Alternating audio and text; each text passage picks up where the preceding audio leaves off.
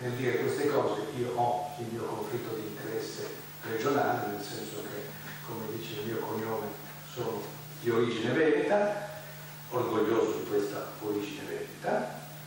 Sono molte le cose che il direttore Ferruccio De Bortoli e le testate venete del Corriere hanno da dire sui nuovi Veneti. Così si intitola il mensile che da domenica prossima uscirà con Corriere del Veneto e di Verona. Un focus su una poliedrica popolazione che deve affrontare un problema, quello di rappresentarsi ed essere rappresentata meglio.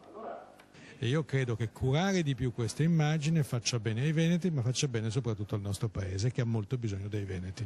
Un lavoro che vuole fotografare il Veneto, ma dentro la vera realtà del paese. Di un paese che, nonostante tutto, produce, inventa, esporta e deve ritrovare l'orgoglio e la dignità perdute, ma io sono assolutamente fiducioso che lo farà anche presto. Daniele Marini di Fondazione Nord-Est illumina il quadro con la luce di una ricerca. Il nuovo Veneto è laico, dove la parola è un acronimo che significa lavoro, autonomia, intraprendenza e coesione. Concreti, arditi ma anche solidali, questi sono i veneti oggi in una regione che spicca per fermenti di insofferenza istituzionale ma capace di grande accoglienza.